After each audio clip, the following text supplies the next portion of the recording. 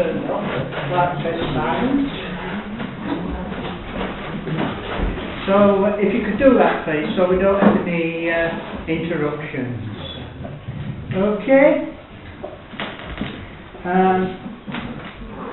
The first thing on the agenda is number 1, Grant Awards 2018. The first item on this financial assistance grant made by the Council at a meeting on the 31st of January 2018.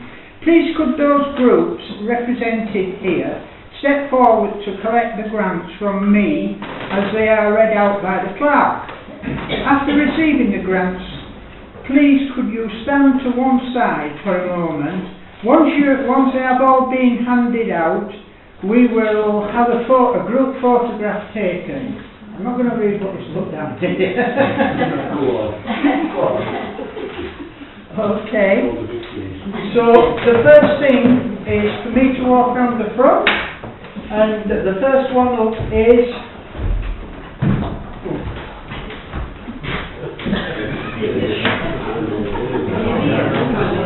first one, Eileen Trefoil, £100 awarded, and that was towards anniversary events for the 75th anniversary.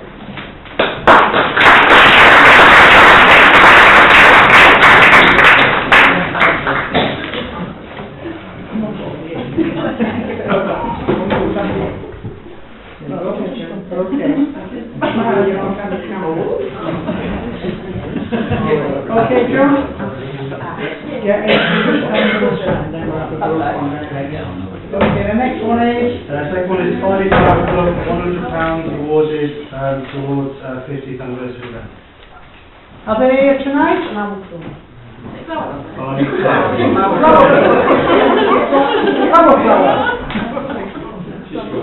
She's coming.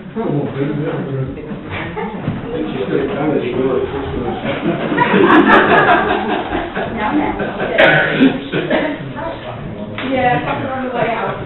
Thank you very much. There you are. Thank you. Okay. The next one is £100 awarded for playground with learning disabilities.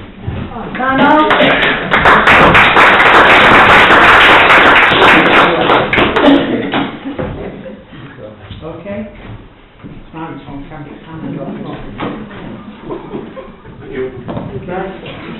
The next one is for Fine Tourism Association, £200 to support elements of steampunk weekend.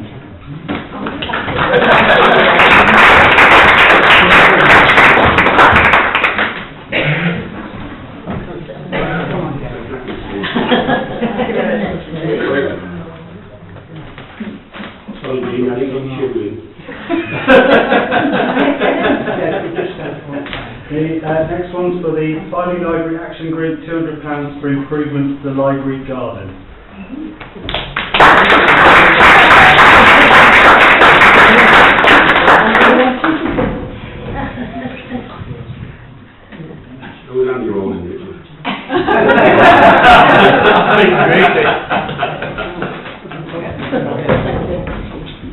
The next one is for the Festival of Friday, £250 awarded towards the production of the 2018 festival.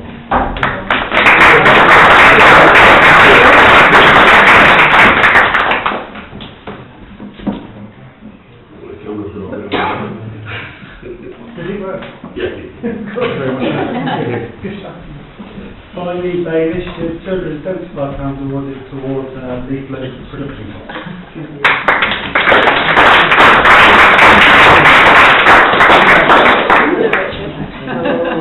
Thank you very much. Thank you very much. Okay. Hi. I wish I would have shown it to you. Just call me Hopalot. The next one is St John's Parish Hall, £300 towards the decoration of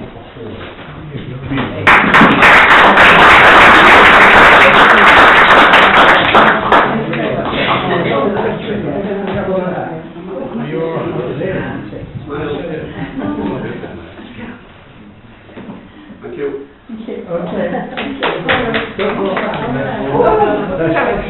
next one, Barney and Balloon, £300 awarded towards Rose Street to the Bandstand.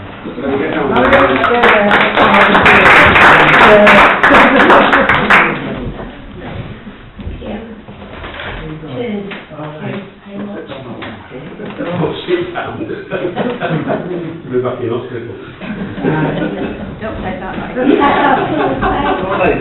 Next one is for Barley Group Angling Association, £350 with total towards the festival and the replacement of the town office.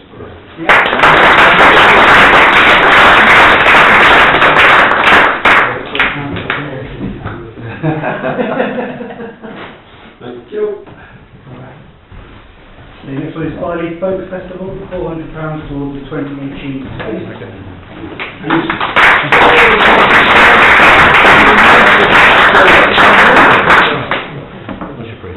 Can you sing the presentation? I'm not in a singing mood.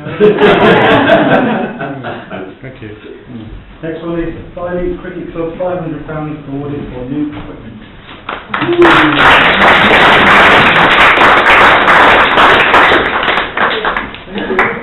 Turn it around. Yeah, turn it round. The mic would be off. Thank you. Thank you. Thank you. Next one is Barley Sea Cadets, £500 awarded towards improvement of lighting. Sea Cadets. And then finally, Barley Music Festival, £500 awarded for hire of 2 stages.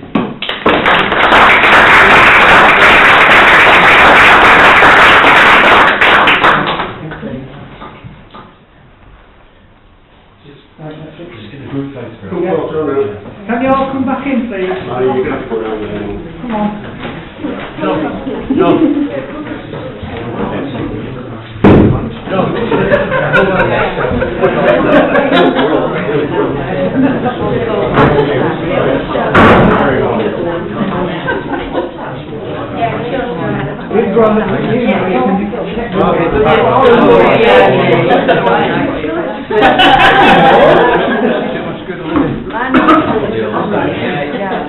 You will be the first Little ones, come up front, please. Smaller than me. Can you get him, John? Yeah.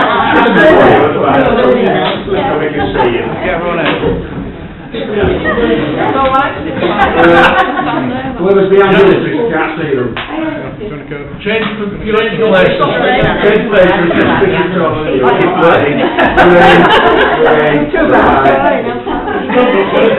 Alright, John? Right, everybody say, change. Goodbye. I didn't even sing it, Jerry. Yeah, sing it, Jerry. Thank you. Everybody go.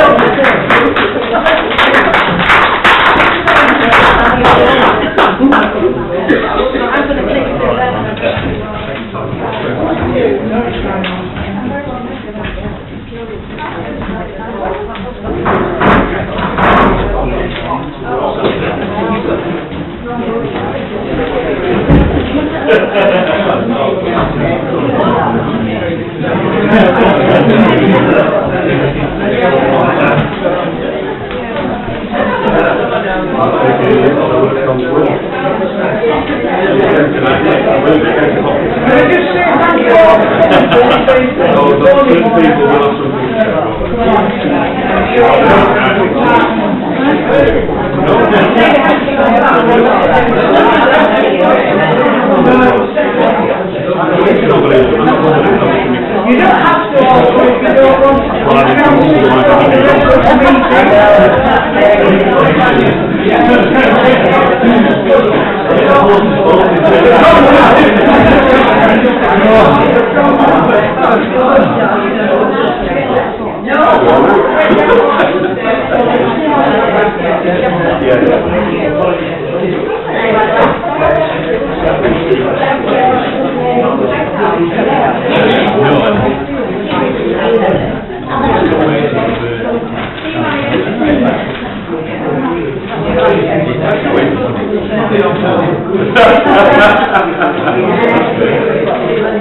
You all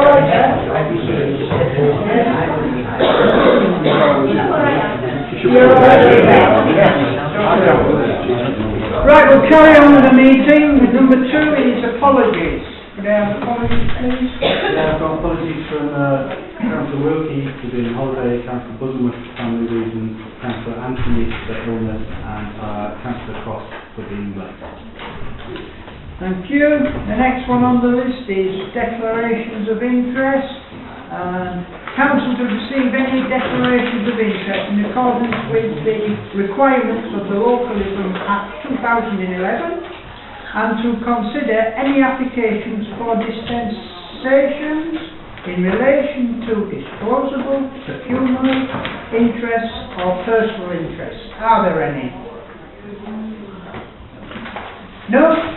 If any crops up later on, just before the actual agenda comes up, could you please say? Okay. We'll carry on now. Public participation time. A period of time which is designated for public participation shall not exceed 15 minutes. Each member of the public may only speak once and for no longer than 3 minutes. Does any member of the public wish to speak? Yes, dear. Could you state your name for the record? Yeah, I know who I am, I think most. Christine Roderick, West Road. This relates specifically to something that has happened on the site for Sally side regarding the old conference room. Yes. Now, I do happen to know, because I do know, that Five Town Council had, a year or so ago, applied to have that on a transfer of asset. But I understand, I can't find this in the minutes, so you'll have to correct me if I'm wrong, that he declined it because of the amount that it was going to require to do it up. Is that right, or is that not right? Because this is my impression so far. Yes, it is correct. So, then why did we have to go down this rigmarole, I think it was on Sunday, of me being told to contact this gentleman, when said gentleman knew perfectly well that this council had taken that action? Something here is not right, and I'm going to repeat what I said. This is not a place for personal vendettas. Councillors are here to represent the voting public, whether they voted for them or they did not to pursue their own personal issues with whomsoever. And I did find it extremely unpleasant, to say the least, but misleading for members of the public that this should have been done. And I suggest the council decided that this was a good idea, should either maybe rephrase what he's put onto Facebook, tell the truth about what Fiery Town Council actually did, instead of trying to string it out all the time, that it's either somebody's fault or it's Garberbury Council's fault. Because in this case, this was not the case. You decided not to take it on because it was costing a fortune to do up. And I agree that it would because I've seen the place. Why did you have to go down this rigmarole on Sunday on Facebook, I want to know? Councillor Shackleton. Yeah, I'm sorry, Christine, but you've totally lost me. Well, don't matter what you were talking at, but Are you I referring to councillor on Facebook? am indeed, yeah. In fact, one's not here, that was the other one sitting in. Councillor Hatsby. I think she's referring to me, but How did you guess, Councillor? Because that's very... All right. Yeah. if you got the facts right, it wasn't on Facebook as council. Council was never mentioned on Facebook, so please get your facts right. Excuse me. People are allowed their personal opinions wherever. You are an elected councillor of this town, right? You are never really off duty. You say, John Haxby, I am not a councillor on this occasion. Doesn't quite work, I'm afraid. I'm afraid Not it when does, you because tell me council's to already contact... discussed No, it. not when you... One at a time, please. Sorry. You can't be shouting backwards and forwards at one another. Do That it isn't for what me, we're here. And we know it's public question time. We'll take them one at a time. If you wish to carry on now, please do. Thanks, Wynne. I do not think that it is right or fair that a councillor should, well, if we like, put it to his alter ego and not be councillor anymore in order to make if you like, personal or specifically directed remarks. I don't think it's appropriate. Particularly as he did know, in his role as councillor, exactly what had happened regarding that building. And it did take me 5 minutes to find out what it was all about, to be honest with you. Right. This is what I found is that misinformation being given out by somebody who people seem to think that they can regard because the information will be correct was not correct. Okay, now we'll let Councillor Haxby speak. Somebody put a picture of the old Scout Hut on Facebook, and that's what was happening with it. And I said, contact Councillor Cockerell because it's his bailiwick. He's the cabinet portfolio holder for estates, etc., etc. And he took us round originally. We can't help. And the question was asked, who do I go to? And the obvious person is Councillor Cockerell. Full stop. Okay. Do you wish to reply? I do actually, because I just find that this whole business is a bit unpleasant. You knew what the situation was. You knew, Tony Green who it was who posted the original thing on there. Didn't clearly know that you'd done this in January last year when you'd asked for it to transfer your asset. He didn't know you'd done it. Oh, I'm presuming he didn't know you'd done it. I didn't know you'd done it, because you know, I keep my eye on what you're doing, because I'm interested. But I do think maybe you should, whether you're in your own capacity as an individual or you're speaking as a councillor, try and make sure that you do give an accurate reply to the question that was asked and not go down rigmarole because you don't happen to care for somebody or other. You probably don't like me now, but I'm not bothered. Can I ask what was inaccurate? Well, there wasn't really an answer, was there? It was go. No, don't bring count. It doesn't become you this, I'm afraid. If there's no answer, it can't be inaccurate, can it? Well, it can. It's called a sin of omission, but I don't expect you to know about things like that. I think you ought to get your facts right before... Excuse me, Councillor Hackett, you are speaking to a member of the public. Far now, just, it should not get like this. It should be answered very honourably and peacefully in this chamber. We are not here to shout at one another tonight. Okay? Answers will be given within respect of one another. Okay? Councillor Cockerell. Yes, thank you, Mr. Mayor. Once again, I'll correct Councillor Haxby. The assets, the estates, do not fall under my remit. They haven't done since October 2016. Okay, thank you. Councillor Shackleton. Yeah, just a clarification, Chair. I don't think we got as far as applying for asset transfer. I think this council decided not to go ahead before we got to that stage.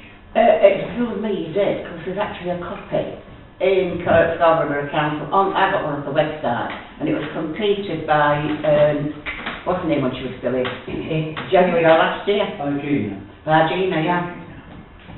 January, I think, of last year, and they were... I ought to have brought this with me, but not to worry. What was said was that you were hoping to form some kind of partnership with North Yorkshire Police, which I know didn't go ahead,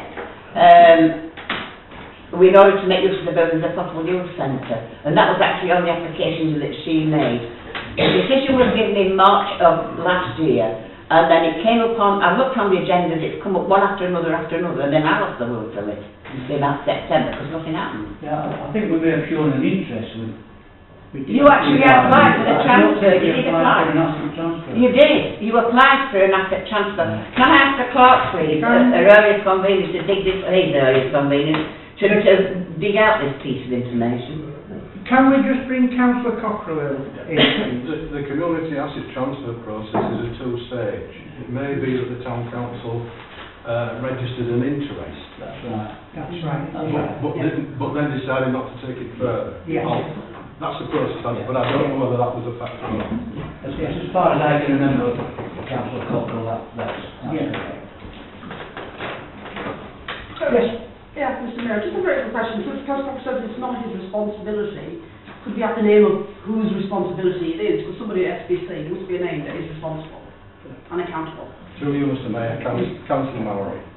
Councillor Howard. Now, as for, now, Yeah. this year? Yes. When you gave it? Yeah. Yeah, right. It's Councillor Howard. It's, okay? Okay? Is that all right? Oh, it's all right insofar as it goes, but I mean, the criticism I would have is that you take so long to deliberate about a thing, and I think get cross. I think the similar thing is happening with these toilets. You know, we just defer it from one meeting to the next meeting, and nothing ever happens. And I don't understand that offer runs out in July on the toilets, does it? No, Or it not? doesn't. No, it doesn't. As far as the toilets go, yes, Yeah. they are being looked at again. Okay? Right. Any more members of the public wish to speak? No? Councillor Cockrell. Yes, if I could refer you, Mr Mayor, to the minutes of last month's meeting on the public participation time. I would like to point out that the last sentence is incorrect. It states there... On the minutes? In the minutes. Minute 04118, public participation time. At this point, the member of the public left the council chamber without letting myself reply. That is incorrect. Right, he did reply. Yes. I know he did. I would like that corrected, please. Just correct. You can't at this stage. Why? I appreciate that. Yeah, and later on, when that minute's come up, Yeah. yes, that's the time when we can But you accept that correct it is it. incorrect, Mr Mayor? Yeah, okay. Right, thank you. As there's no other members of the public to speak, we'll carry on with number 5, North Yorkshire Police. Unfortunately, aren't here this evening. But you have the report is on our iPads. Have you all read that? Unfortunately, we can't ask them any questions. But will you take this would you care to pass it, please? I'd like to make a comment. Councillor? Yes, Casey. Yeah, that's me, yeah.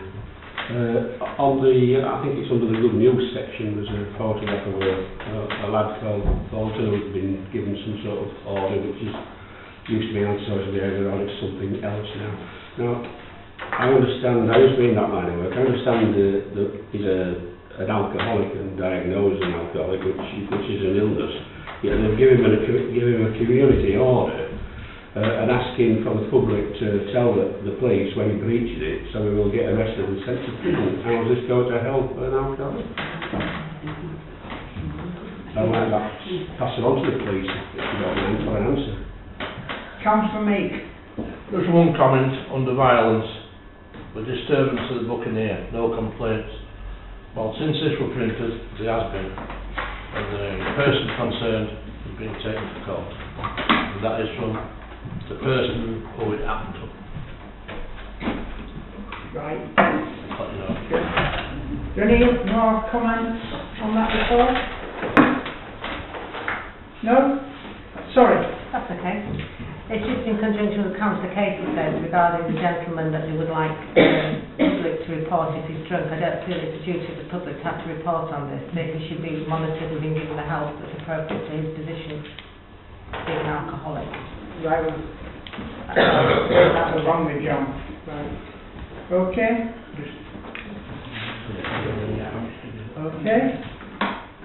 Right, we'll move on then to number 6. Borough and Councillors' reports. A. Scarborough Borough Council, Councillors' report. Councillor Cockrell. Yes, Mayor, you've got the written one, I don't... Sorry? Could you please... Yep, you've got the written one, I don't think there's any queries on that before I do a verbal update. You've all read that report, Councillor Cockrell. Have you any queries or questions on that? Councillor Thurston. Yeah, I've just got one query. It's about the road that runs around the country park. It's got very deep potholes now and getting worse on a daily basis. Is Scarborough doing anything about it? I've got a meeting next week about Country Park. Yeah.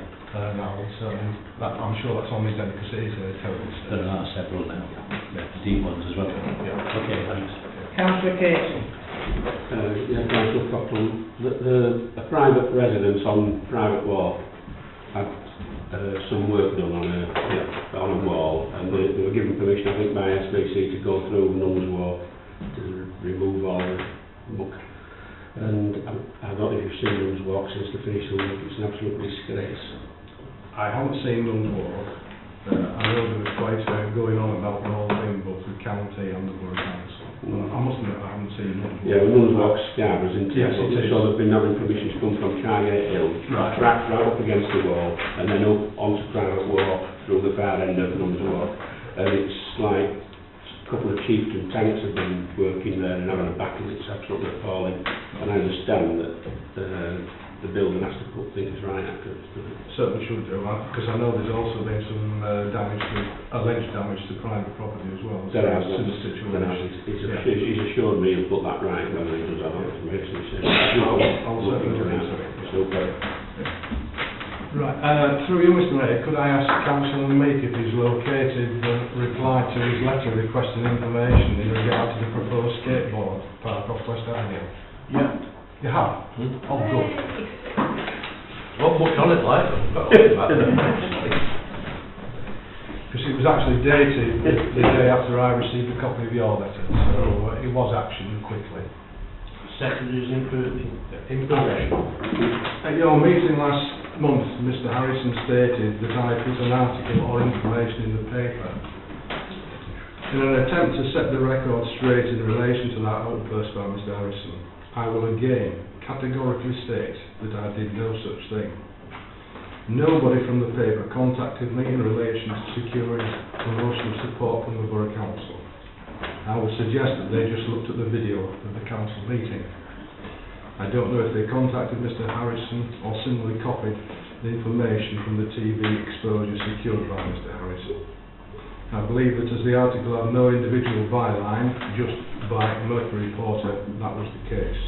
As generally, if an interview takes place, the article is accredited to a named journalist. In relation to the request for financial information, I did provide the spend per head of population some time ago. The latest one I've got, which is the figures for 2011 to 2016 for the three main areas, shows that the spend per population in Scarborough was £228.98. Whitby was £430.86, and finally £178.70. I remember the last time, again, it was Whitby that got the most money. Right, thank you for that. The clerk has noted that comment on last one. Right. Okay. Okay. Right, is there any questions for Councillor Cockrell, please? No? Thank you for coming on, Councillor Cockrell. Councillor Swales.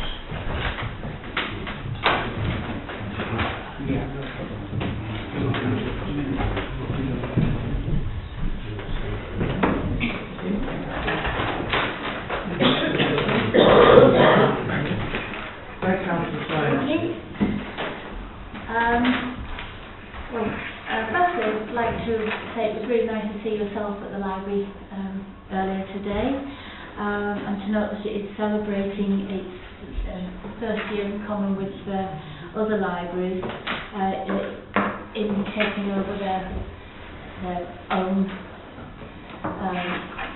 authority and their own management. In April 2017, community groups took over the running of 22 libraries, joining the 9 that were already under volunteer management. 11 libraries remain under the County Council management, supported by volunteers, working alongside paid staff. just as a background, North Yorkshire Library budget was almost halved from 7.8 million in 2010 to 4.3 million by 2018. While libraries, as I think you'll be aware, in many parts of the country have closed, North Yorkshire developed this flexible, cooperative approach with support from volunteers, and it could not be done without volunteers. That has to be stressed. To ensure that no library closed and no library has, not since the very beginning, right at the very beginning, as you were sure you know, we did lose Hornby, but that is the only one we have lost. And the North Yorkshire Community Libraries model has been highlighted by the Arts Council and the Local Government Association as an example of best practice, and the service has been shortlisted for the Public Finance Innovation Award for its community engagement. But it's the work that the libraries have put, like the one here in Filey, that has made this success story, and the challenge now is to keep it rolling forward.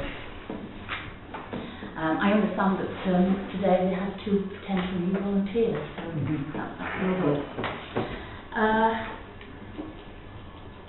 I just thought I ought to just bring your attention to the rise in parking permit charges.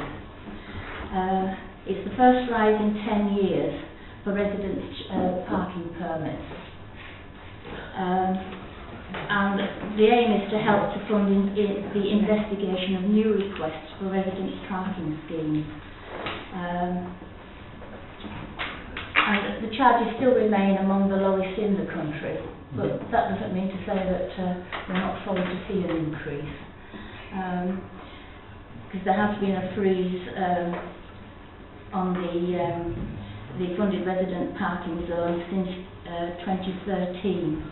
And because of the limitations on funding and resource during this time, the County Council has received further requests for new schemes and requests to amend existing schemes, and that is the reason Right, unfortunately, on that one, we don't have residents parking in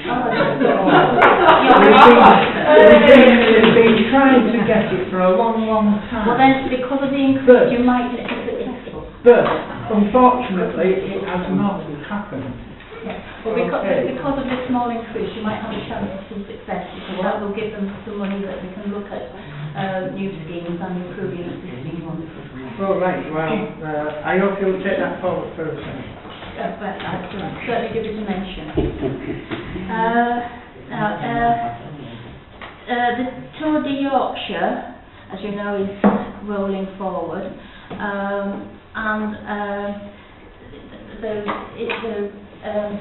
It's in progress to have bikes on the roundabout. Mr. Roper has made the bikes, and he has asked the County Council to install them. And this will be taking place, but as yet, Angus Stanton can't just say when, but he will keep us informed, and it will be happening. Yes, well, apparently the May I understand? Oh, they're giving me a date. Day That'd be about right. Well, apparently the FTA were either meeting at the museum with them, right? Yeah. And they're apparently going, well no, it wasn't at the museum, it was at the Rotary meeting. And apparently there's going to be some artwork done on the beach artwork. Yes, I have heard that. Yes. Plus a lot more things are coming on Yes. as well. Yes, And also there's a big television unit going up on top of Cargate? No. Starts in the OC wall, by the Yeah. paddling poles. Near the paddling post there. A big one there, Yeah. it's got to go up as well, like, you know. I've been informed, because I haven't seen much television lately, but I have been informed that Barry has appeared, has some appearance on television already. Yes, they have. Yes. Yeah. which is very nice. Yeah. Yes, and as I was at the library today, I did learn that they have spare bunting available if anybody needs any. They've been knitting these little spiky jerseys. We just And take they have delivery spare of if the first anybody lot of bunting. needs any for anything.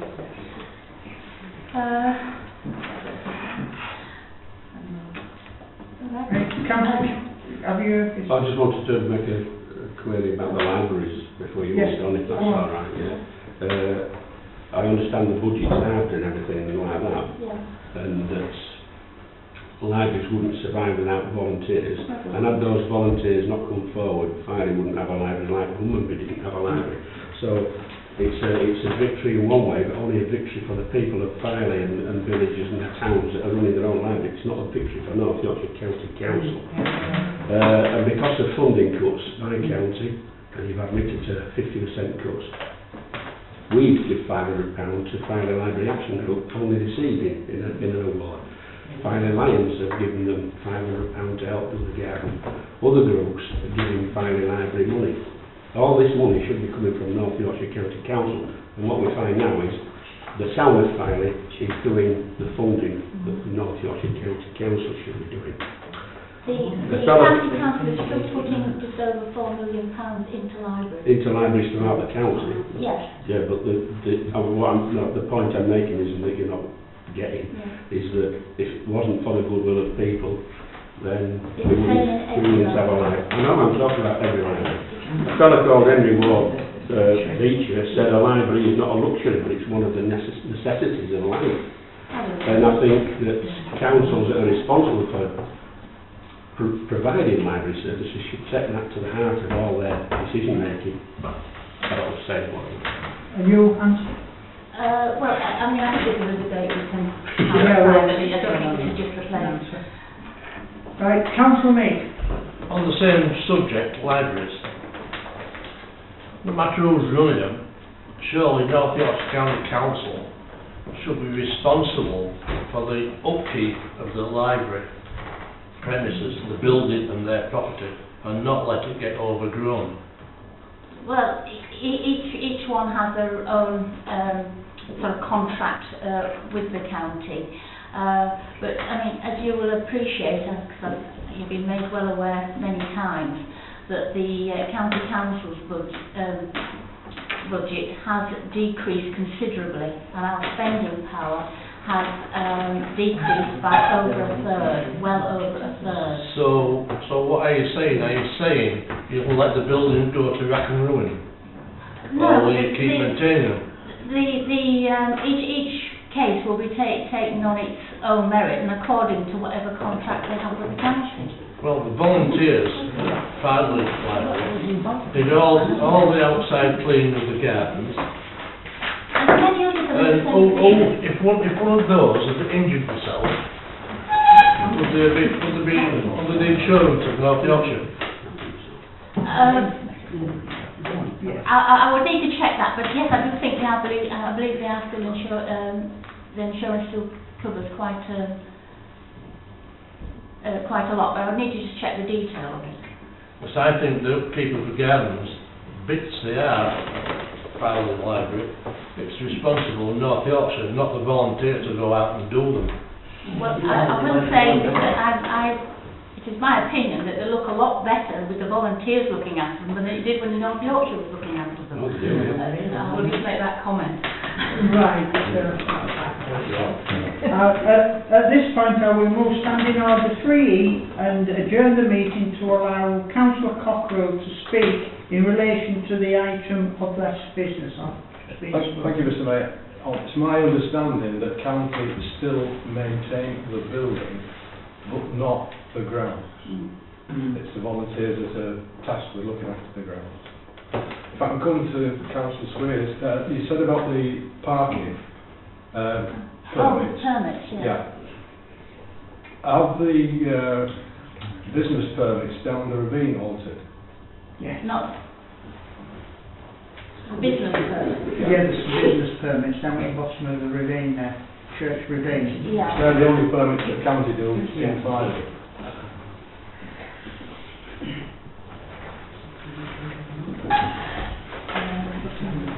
far as the rest of the town goes, is nil. Yes, but I have heard from quite a few people they would like some residents. Exactly. Yeah. Which is why I thought it was worth commenting, Oh, because definitely. we may well have an opportunity to ask them to look into it. Well, exactly. Now they've got a little bit of money. Right. Or like it have a little bit of money. Yes. Okay, thank you. I will now end the adjournment and only members of the council may speak. Councillor Wright. I've been away for quite some time, and I don't know whether anybody's complimented the county on Crescent, on Crescent Hill. I've been up it twice, last week. It's absolutely superb. And I know this has taken many years. It's not been done for the Yorkshire Light thing, which hundreds of people are saying that it has been. That's a load of rubbish. Because it's been on the books for, I'm not quite sure, 5-6 years at least, to my knowledge. But it is absolutely superb. And congratulations to the workmen who've done it. We've done a lot of criticising. I apologise to the councillors if this has been awesome. I will pass that on. Yeah. Thank you. Yeah. It's nice to have a compliment now. Yeah, it is. I would just like to just mention that the community awards will be they've already started to take nominations, and we're looking for the county's unsung heroes. There are 4 categories. The best community group, that's awarded to groups carrying out ongoing voluntary activities in North Yorkshire. The best community project, which is a time-limited voluntary project carried in North Yorkshire between 31st of July 2017 and 1st of June 2018. The start and finish dates do not need to have been within these dates, but they do need to have started. Right. And then there's the Volunteer of the Year and the Young People's Volunteering Award. Awards to individual volunteers aged 25 or under, or to groups or projects run by volunteers aged 25 or under.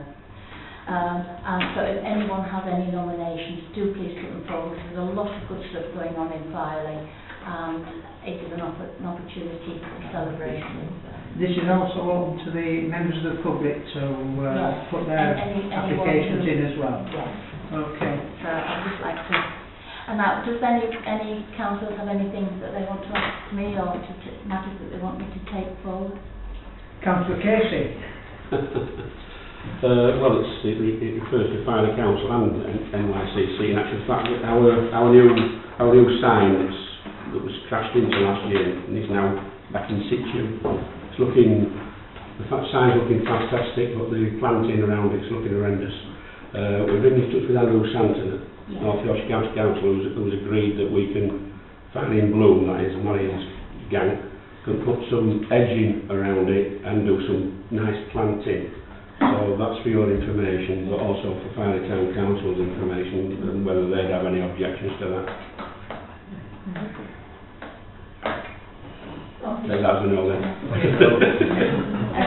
Can I ask you, are there councillors finding the new parish portal where they can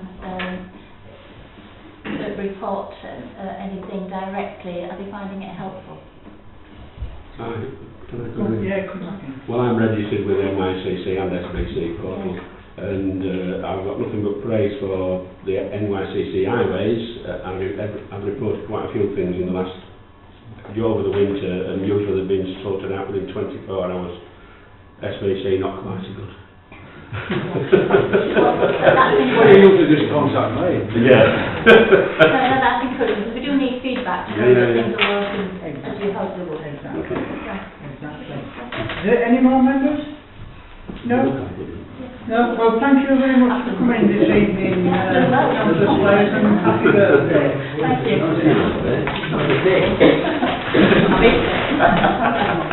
Councillor Cross, would you like to give a report? Apologies, Chairman, the 64 was horrendous.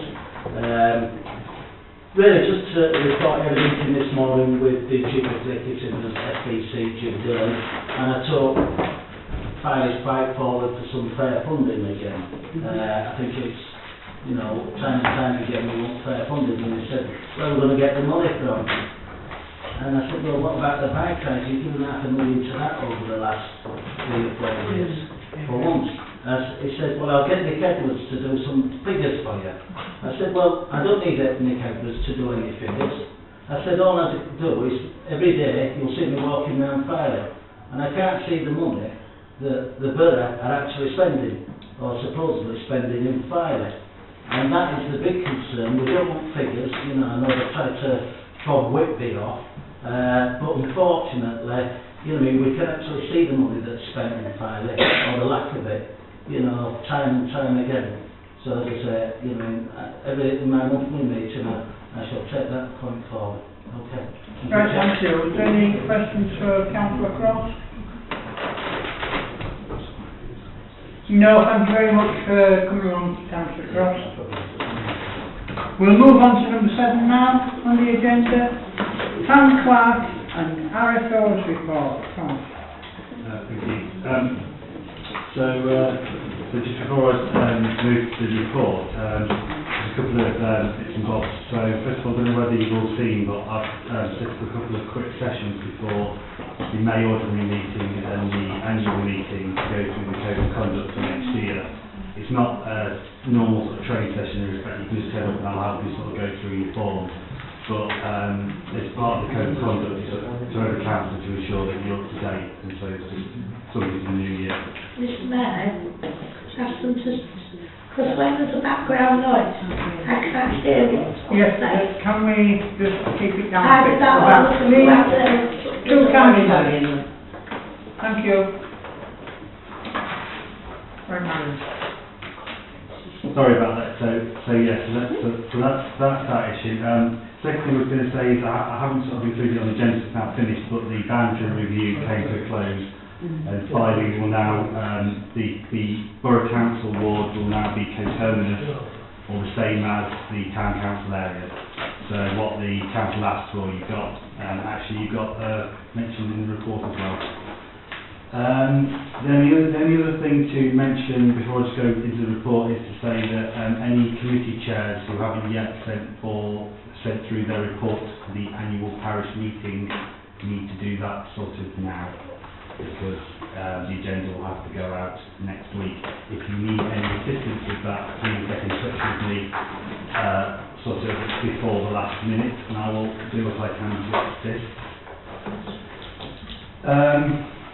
Then just quickly going on to my report, I've just quickly done an action log of issues that were raised at the last meeting, and what I've done since. There's nothing really big on there to sort of go through.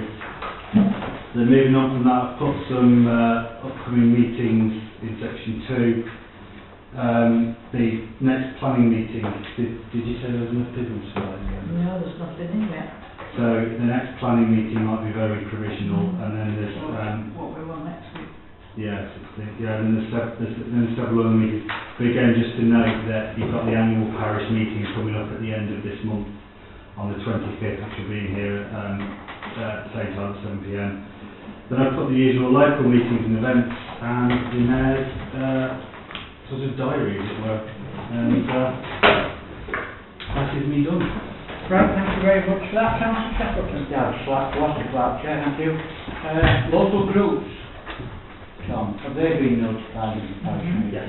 Yeah. And that's the same as We've had I was going to several, actually, many more than several reports for a Thank you. Okay. Any more questions for the clerk? No? We'll move on then to number 8 on the agenda. Minutes of the ordinary meeting held on Wednesday, 14th March 2018. You have all had a chance to read the minutes. Do members of the council please agree on those? There is one thing that Councillor Cockrell brought up on those. Can that be amended? Say what? If it correct, yes. If it's correct, yeah. They do have the recording to do, don't they? Yeah, if you could check that recording and make sure it's correct, and then we can amend it. It doesn't work like that. If you want them changing, you have to say now, I can't. My recollection of it was that he didn't have the opportunity to reply because Rex Saltman walked out. You did. Which is what I thought. Rex Which is what they were told. Yeah. I don't know whether any other members remembers him replying to Rex. He He did attempt to. he attempted to reply, but he said, I'm not listening to you, and he walked out. Yeah. And then you had to intervene. I had to intervene to be quiet. to quiet it down a bit again. And Lex and Rex left the room. I didn't want to know. That's my recollection of it, Chair. Right. Yep. Unless So, someone proposes a second, In that then case, Right, well done. can we have somebody to propose it and second it? Councillor Mead, propose it. Seconder? So I brought it up, so I'll second it, Chair. Right, thank you very much. All those in favour of that, please, show. But this Thursday, You voting no? no, I've got clarity with it. Okay then. Clarification though, surely we can. Yes. record. Yeah, I agree. You can do that, yeah. You can, but the minutes of whatever you just approved, I can't, that is now undoable. Okay. So that's been accepted, Tom? Okay. Number 9. Council committees, working parties and outside bodies. Council to note the following minutes. 1. 12th of the 3rd, 2018, Planning Committee. Do we want to take these in one block, or do we want to do them all individual? Councillors? I think individually, in case anybody's got to say anything on them. Does everybody else agree with that? Individually or in block? For these minutes? Individual? Yeah. Okay then. We'll go back to the Planning Committee. At 12th of the 3rd, 2018. Does members agree on that was a true and correct record? If so, can we have a proposer and a seconder? Councillor Mead propose, Councillor Glanville second. All those in favour, please. Thank you. Number 2, 15th of the 3rd, 2018, Staffing Committee. Do you all agree on the minutes? You've all seen them on your iPads. Does everybody agree on those minutes? If so, could we have a proposer and a seconder, please, for those? Councillor Glanville and Councillor Thurston. All in agreement on that, please? Thank you. SG&P meeting, the 21st of the 3rd, 2018. This is the third one on that agenda. Is there any comments on those, please? If not, can I have a proposer and a seconder to approve those? Councillor Shackleton and Councillor Haxby, all those in favour, please? Sure? Yeah. Staffing Committee meeting held on the 26th of the 3rd, 2018. Is there any comments on that meeting, please, from councillors? No? If not, could we have a proposer and a seconder for those, please? Councillor Meek? And Councillor Thurston. All those in favour, please, show.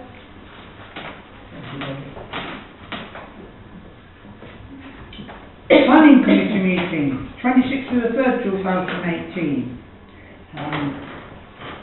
You've all seen that on your iPad. Have we any comments on that, please? Or any questions? No, if so, can we have a proposer and a seconder? I'll propose that one. And Councillor Glanville has seconded. All those in favour? Thank you. 29th of the 3rd, 2018, Strategic Planning Committee. You've all seen that on the iPads? Have you seen that one, Councillor? I've read it. You've read it? It's on there. Right, right. I don't know. Yeah. You was chair of that, but I had to check. Yeah, okay. Is there any comments on that one, please? Or questions? No, could I have a proposer and a seconder for that? I'll propose it as chair. Councillor Holden Vance. All those in favour, please, Sharon. Thank you.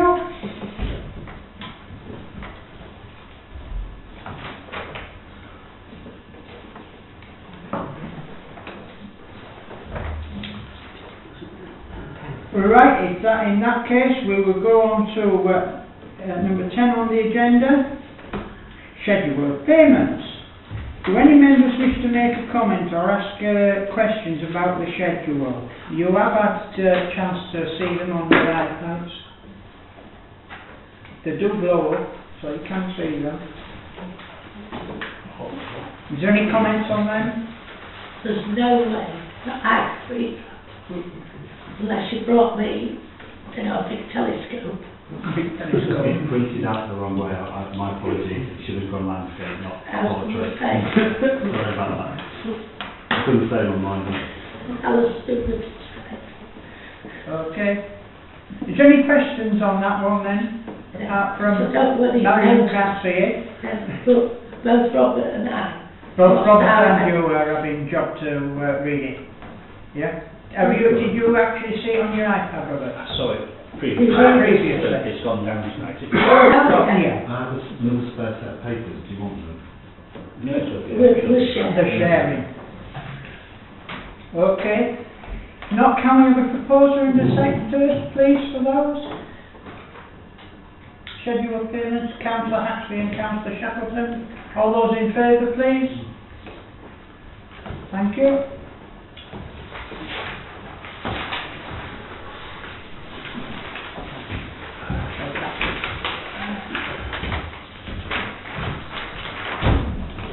Number 11, third quarter report. I hope you've all had a chance to read the reports. Councillor Shackleton, do you have any comments to make about them as the chair of FGMT? No, not this moment. Thank you. You've all read them, haven't you? Yes? Thank you. Proposer and a seconder, please. Councillor Hatsby proposed. Seconder. Councillor Mead. All those in favour, please. Thank you. Number 12, bank reconciliation. Once again, I hope you have all had a chance to look over the reconciliations for January and February. Once again, Councillor Shackleton, do you have any comments about them as chair? Only to say that the money's where it should be, Chair. Well, I hope so. The Seychelles.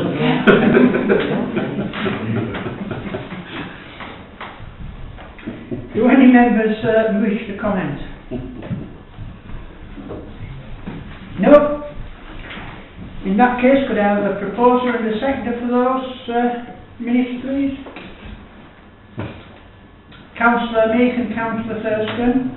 All those in favour of those, please show. Thank you. Just something, Chair. Yes, Can I just shout, I think it missed number 11 out, which is the internal auditor's report. You jumped from 10. I went from third From 10 to 12. quarter report, number 11, on my agenda. There's two. There's only one on here. We've got the budget. Oh, sorry, yes, And yes. the internal. It's just I haven't put it on this one, John, that's all. Yeah. Internal audit report. We go back to that 11B, I think it is. It will be. Yeah. Have you all had a chance to read that? If so, is there any questions for Councillor Shackleton? No? Councillor Shackleton? I'd just like to say, Chair, it is a longer report than we normally get from David Latham, but absolutely nothing of great concern. It's just about facts, etc., financial regulations, payment of that. Okay, thank you for that. And it's all been dealt with. Yeah. Can we have a proposer and a seconder for that? Yes. Councillor Holden Dance and what was the other one? Councillor Shackleton. All those in favour, please. Thank you. We've done number 12. We'll go on to number 13 now. I'm trying to trip you up, Councillor. Civic Awards, badges and office stove and honorary free women policy. I hope you have all had a chance to look over the policy. I will hand over the clerk before opening discussion on the issue. Right, yes, so the January meeting where the honourary systems were discussed, I was asked to sort of go in with the policy. And what you're looking at before you is the fruits of my labour. Now, what I did was take an existing policy around civic awards and badges that already existed, and the honorary system policy itself, and put them together. Now, in the course of doing the research for this policy document, it transpired that the council doesn't actually have the legal power to grant the title honorary citizen, and can only actually, according to the Local Government Act 1972, section 249, can only bestow the honorary titles of free man, honorary free man or honorary free woman. Hence the change of title in the document. The advice from the YRCA is that you should sort of move to that wording, and that's the only you should bestow. Now, I'm sort of going through the document, there's quite a lot in there. It went through strategic planning, they had a look at it. There was one amendment that was to be made, which is included within this, which was a couple of paragraphs taken out essentially. And as I say, it's now down to you guys to sort of discuss this and how it reflects what the will of the council is. Yes, I can say that this has been to YLCA, so I did get in touch with YLCA. For those who don't know what YLCA is, it's the Yorkshire Local Councils Association, okay, which we actually pay to be a member of. But I got to tell you what, they know what they're doing, and we get a lot of advice from them. We really do. Okay? So they approved that as well. Councillor Haxley. I do congratulate Tom on pulling all this together. I think it was long overdue. There were questions asked previously about nominations, etc., etc. My only concern really is what we do historically. If it's illegal to call someone an honorary citizen, and we have honorary citizens. I'll just cover that up there for you. You know, I mean, do we write and say you're now an honorary freeman, or do we ignore it, or? Yeah, Tom. So the sort of simple solution, as it were, is once the new policy is in place, you could potentially, following that policy, then bestow the award on anyone who's had this honorary citizen award. Like I said, you didn't have the legal power. You didn't know, but you didn't have the legal power to bestow it. But as part of my job, it's down to me to tell you that you couldn't or can't or shouldn't have been doing this. So any of them that's still alive and would fall within this policy framework, it would just be a simple case of having a council meeting and bestowing the award on them again, if it's still to me.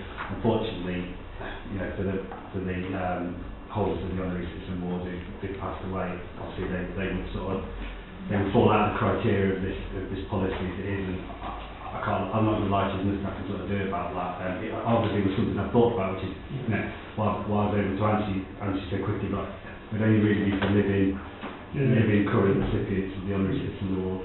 Can we not say this council acted in good faith? Right. You know, we believe what we were doing was right through advice we received. Well, it was up to that date that Tom mentioned, and then it changed, and we didn't get that on board. I'd just like to say, Chair, that nobody's come along before and said, you can't do this. I don't think anybody's going to come along now and say you can't do this. No. I mean, where is it written down that we can't, Tom? In the law. No. I can't do any better than that, I'm afraid. 1972 Local Government Act, Section 249. The law changed, I believe it was under the Local Government Act in 2011, that allowed councils such as this to bestow these kind of awards. Prior to that, you actually had no legal powers at all, as far as I'm aware, to bestow the honorary title. I mean, so just to be clear to everyone, there's a distinction between sort of, so you've got the law, these certificates you sometimes hand out. Well, under the general power of competence, you can do what a man or woman in the street can do, and anyone can just do a bond achievement certificate. What a man and woman in the street can't do is bestow an honorary award, a civic award essentially. And as part of this policy as well, there are certain conditions that someone has to meet to be made an honorary freeman or free woman. So that is, the meeting has to be specially convened, which you'll be familiar with from the system, or 2/3 of those members present have to vote in the affirmative for that person to be made the honorary freeman or free woman. And that's the only way that title can be bestowed. So just to say, obviously I recognise that this might cause a bit of an issue, so like I said, I give it some thought, but also what I've tried to do as well within this is to sort of provide a mechanism whereby if someone can't get the honorary freeman or free woman award, at least there's this sort of gratitude certificate. Yeah. Makes it a little bit easier for us now. Okay. Strategic planning, we're quite happy with this report, apart from just a couple of pieces in it, yeah. Yeah, and it was gone through like with a sign tool from it was really. Councillor Meek. I think the simplest system for this, to get the past out of the way, is just write the only one at 2014 and say we didn't have the power to do it and recommend honorary freeman. Yeah. And draw a line under that and start again, rename it. There's only 4 left on that board that's happening. Yeah, but the others was... Up living now. And their family can't take it anyway, it's on the person. On my way I read it, there's only one after that date. All of you never had the power to bestow that award, like ever. So... Well, just write a lot. Yeah. Honorary freeman or honorary free woman. And draw a line under it. We need the sign now, Tom. Again, yeah, but then it just comes to I don't know what the rest of you think. That's the easiest way out of it. We didn't have the power to do it. Well, that's the only solution council can make into it. Yep.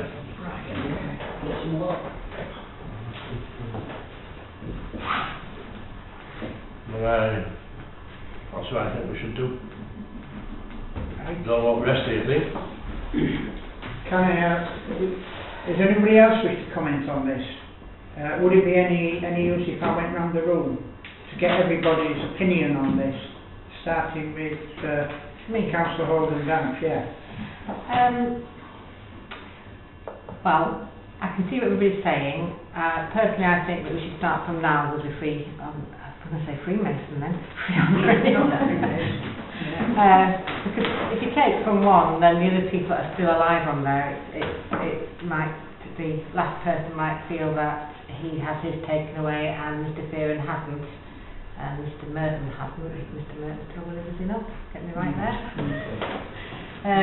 So whether we just leave it as it is, because I'm sure nobody's that interested in depth to it to that degree, and if we've done it like this since 2006 and it's been illegal, then I don't suppose it's going to make much odds now. I just start afresh from the next person that meets the requirements to be the free citizen.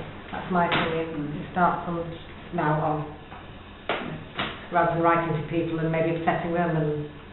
Well, yes, I know one that would be... Yeah, I don't think you can just do it for one. If you're going to do it for one, you have to do it for them all. I think it would cause a lot of upset for some people, unnecessarily in my opinion. Councillor Thurston. I think we should just draw a line and start again and have the three-man, woman award.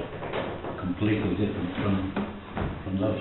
Okay, thank you. Councillor Mead? I've said mine, but I just think we should write and do that and keep his nose clean.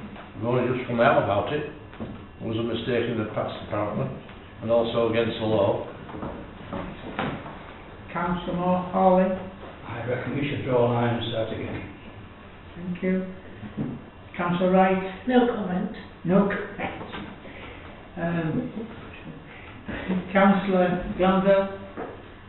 Well, no, I think we should say just let's leave things offline, just start fresh. Councillor Haxby?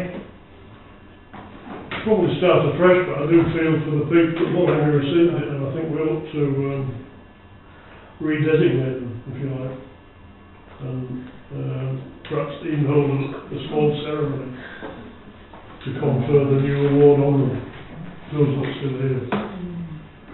I think that possibly could be the fairest and most equitable way of doing it. Councillor Shackelton? I think we need to be honest, Chair, with these people. If we've been, in the wrong in the past, perhaps we should write to them and just point that out. And, what is the difference between a free man or woman or an ordinary citizen? As long as everybody's kept the same. Yeah. And as Councillor Ashby said, get them all in at the next award time. Ceremony in. And obviously they'll need a new certificate.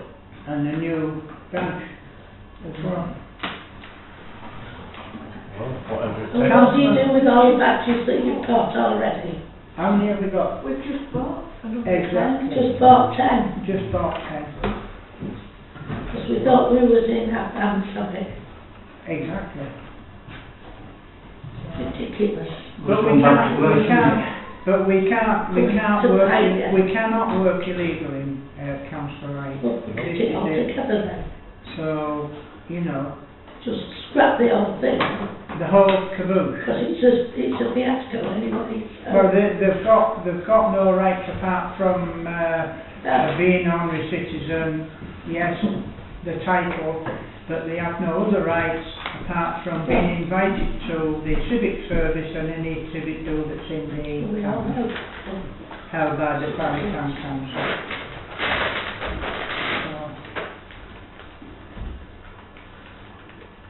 So I need a proposal then now. Do you want to? What are you proposing, John? What are you saying, John? No idea. What are you proposing?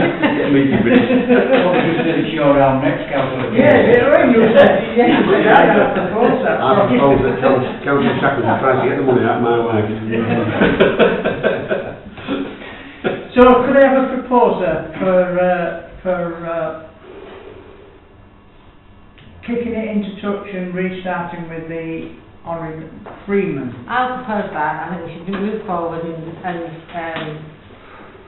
I do take on board what Councillor Haxby said regarding the people that are left on there, whether to bring them in and re-badge, but I don't know how much these badges cost or how much, or is that going to cost the council a lot of money? I don't know, you said you bought 10. I don't know, is that a lot of money or no money? What, is it £25 a badge or? Whether we can send them back and they can do them again. check the engraving out and amend it, but I will ask. Cost you as much as it would. Well, how much does it cost? Just get redone. What an absolute waste of money. How much, we do not know how much, is it a couple of £100 or is it just? It's not, I wouldn't say we bought 10 and it was about sort of £400 or £500, but that's just a guess, because it was about 6 or 7 months ago now, so I just can't recall now. I think you're right, Clark. I think it was 400 and something. Something like that. It wasn't thousands, it was like 400 or 500 quid, something like that. So it's probably about £50, about something like that, I guess. Wow. Maybe a little bit less. Maybe Something in that region. maybe around about 75 or something like that it was. That's The ribbons are just with it as £400. well. The cost of You the know, badges now is irrelevant. Just let's throw £400 away. We don't care. Can't go tell them, can you? They're no use to the ornaments. Then I we've got to buy another 10 for the next people who said, so that's 800. Well, if, as the deputy clerk says, if we can get these amended and put the badges that we've got now amended with the putting the honorary out and putting the green label or whatever it is in, it might work, I don't know. What I'd be tempted in the future to do is to wait and see if the council appoints someone and how many they appoint, and then to buy them badge, Exactly. rather than doing it the way around. Because actually there's a 3-month lag sort of between, to allow families to ceremony, so 3 months will be enough to get these badges sorted out, you see what I mean? So instead of doing it in advance in the future, so instead of buying 10, maybe only making 2, or none. You know, we can, Or not. yeah, well, yeah, but at least that way, we won't be, the council won't be losing any money. And then would you want so many with honorary free man on, and so many with honorary free woman on? That's right. Well, this is it. You can't do it, You can wouldn't you? do it plastic, But you you could only do 3 person committees. Just goes on and on, doesn't it? Yeah. Well, yeah. Are we debating now whether we're actually going to go ahead with the honorary people now? Is that what on the table now, or am I still going forward with my original proposal? If you've got a seconder as well for that. Okay, proposal. so I propose that we go, thank you, Robert. Robert, Harley seconds it. All those in favour of that proposal? Oh, just a minute, is there an amendment to that? Chair. I'd just like to add a little bit that I think that we should write to the people that already hold the honoraries Added on to... and give them the opportunity of either remaining as that if they so wish, or becoming an honorary freeman. You know, they might not wish to do that. I mean, let's be honest and fair with them and give them the opportunity to do so if they wish. That's fine by me. Are you willing to... Other than that, you know, draw a line. Yeah. Yes? Yes. Yes. Are you all right with that, Robin? Robert's the seconder, Robin? Yes. I was thinking about Robin Hood then. Let's go Nottingham.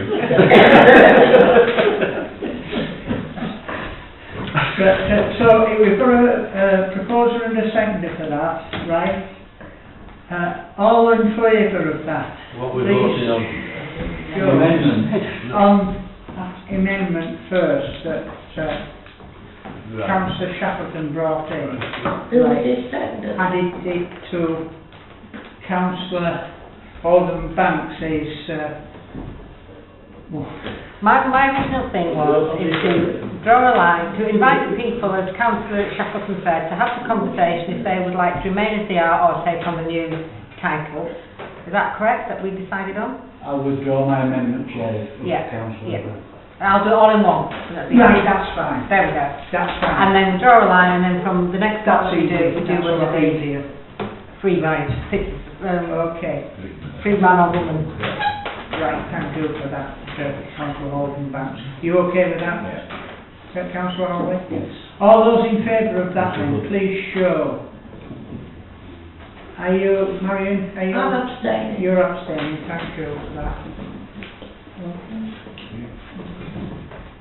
Right. We'll go on to number 14 now. Council committee structure. I hope you've all had a chance to look over the report, which is on your iPads.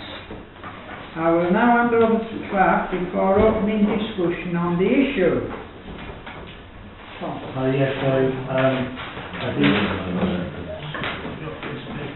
I started doing this report some time ago. I won't go through it line by line. If you look at section 2, that sort of sets out what most of my issues were that I initially raised. My main concern about the current structure is that if we're going to put it in sort of like succinct terms, it just doesn't make any sense. And so what I've tried to do is to set out. Look at that. Back.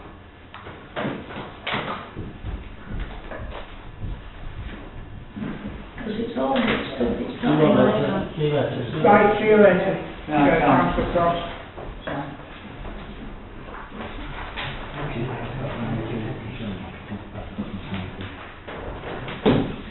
This goes down.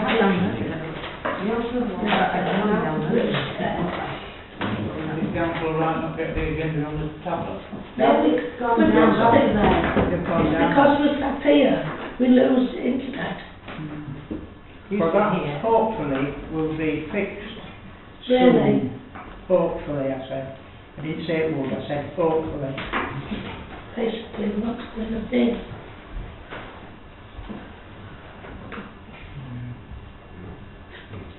So I'll just start again. So I started looking at this issue quite a while ago. The rank was applied. I raised it in their committee, and like I was saying, the one main concern that I have around the current structure is that it doesn't really make any sense. I mean, you could wrap up everything that I've sort of said under that one sort of simple umbrella. So just to make sure that I wasn't going crackers, and to just give us a bit of a sort of steer on and direction, I started looking at what other councils similar to the size of Filey are doing. And as you'll see in the report, most of the councils have about 4 or 5 committees. We have about 16, but it may be more. I'm not entirely sure, because they keep sort of emerging from the woodwork as months goes on. And so what I am suggesting is that you shave off, I think I calculated it be 7 different, mainly working parties, and look at several different structures that will achieve that. What I did was set out a series of proposals, different ways that I could see of making it make sense and having it more straightforward. I took this to strategic planning a while ago, a couple of weeks ago, and they seem to be in favour of proposal 1, 3 of 6 committees, council, and again I don't want to go through it line by line because it says everything in it, but actually it's worth noting that for the vast bulk of the council's core committees there wouldn't actually be that much change. The only sort of big change would be that strategic planning essentially goes but gets sort of chopped in half, with half of it sort of going towards finance and half going towards a sort of new communications committee. And then right at the end of the report I've put in as plainest English as I possibly could muster most of the sort of legislation and best practice around it, so that you could all sort of have a read through it. Now, particularly in relation to working parties, something's gone sort of very askew at this council. Working parties are meant to be things that last for a couple of years or so, and they look into a particular issue and they report back and then essentially get wrapped up. Whereas here, what's ended up happening is some of the working parties that were initially set up, they're fine, no problem with that, but they've ended up basically taking on core functions of the council. So, for instance, the easiest example I can give is the town map. Every 2 years, the council essentially takes the same decision to do something, and there's a process by which people get materials for the town map. That should have been basically given over to a committee at some point. Instead, it's been retained as part of a working party. And that basically is the sort of thing that what I'm proposing would try and clear up. And then finally, I have put a lovely little map, as it were, at Appendix 2 of what each of the sort of proposals would basically look like. And as I say, Proposal 1, which would be 6 committees currently there. Following from this, if you decide to go with this or a variation thereof, then I'll start drawing stuff up and it will all basically go to the annual meeting, and this is what you will be electing members to. You could, if you wanted to, it's a perfectly good option, choose to retain what you have now, in which case I'll make a few small sort of amendments and things in terms of reference, but you'll be left with, as I say, the 16 committees. It's worthwhile noting that on Appendix 1, Filey does really stand out as having an enormous number of working parties, committees and subcommittees. I'll leave it at that. Right, thank you. Councillor Shackleton. Thank you, Chair. At my last count, this council has 5 main committees with 1 subcommittee, not 16 committees. I think what the clerk's referring to is all the working parties and other groups that members sit on. And I think the clerk's quite right in what he says, that I think these are the major problems. It's not the finance, the strategic committee, the planning committee, the staffing committee. They aren't the problem, or property. It's these, what I call satellite groups, that affect council work more. Okay. Anyone, any other councillors? Councillor Holdenbanks? I voted for proposal 1 at this last meeting, and I agree with Councillor Shackleton that it is the satellite one that, and the fact that we keep reporting back to full council when decisions have been made within the actual meetings at the day, which I understand that we need clarity and everybody needs to know what's going on, but if we are going to make decisions at these meetings, does it always have to come back for full council to then have clarification over that if there's been a decision made already? I don't mean like on the humongous issues, but I mean just on very basic issues. We seem to discuss everything all the time, so we're not actually utilising these smaller committees to make our big meeting once a month easier for us all. So we just start discussing everything that's already been discussed previously and have been voted on to go ahead, and then we bring it back here. So I think there should be, I think we're well structured, and as I said at the actual meeting with the finance one that doesn't meet as often but seems to be run well, then that's maybe something we should look at and try and see how that's managed. Because other meetings seem to go on and manage as long as them don't, and it doesn't seem to have the same output. So I think we're all busy, we've all got loads to do, and sitting on meeting after meeting, going round and round in circles, and then coming back to a full council to discuss it again, to vote it back through again. So I think the proposal 1 for me personally was a good way to go. Right, thank you. Councillor Councillor Casey. What jumped out to me because I was at this meeting was the number of working parties. Having said that, working parties do a lot of work, but it does delay things because they have to come back to committee and or to full council. So the number of working parties are really, really time consuming, especially if you're on 2 or 3 or 4 of them. So because of that, I thought option 1 at the meeting was the way to go forward, really. Because at a working party, of course, you can't really spend any money, you can't make any decisions, you've got to go somewhere else for that. If that job's been done in the committee, then the committee do have power as such to spend a certain amount of money and to make a decision without it being referred back to full council. So it would speed things up, and it would cut down on the number of meetings we all had to attend. Thank you. Councillor Haxley. I was going to take, for instance, the Town Mappingine Working Party, which I served on for years. It is a group of very, very hard-working, dedicated people that do a very specific job. A very thankless task at times, a very hard job. But you're talking about lumping that in a committee called Communications, which may involve people that are interested in, say, the internet and IT and things like that, but aren't interested in the map and the guide, which, as I say, is a very, very specific interest. You know, how do you sort of square this off? You know, would it deter people from sitting on a committee if the main function was, say, IT, but then you've got to attend meetings, and a lot of those meetings will be taken up with the guys because they do work damn hard. You know, you're going to be sat there for 2 hours in a meeting listening to stuff that really doesn't interest you.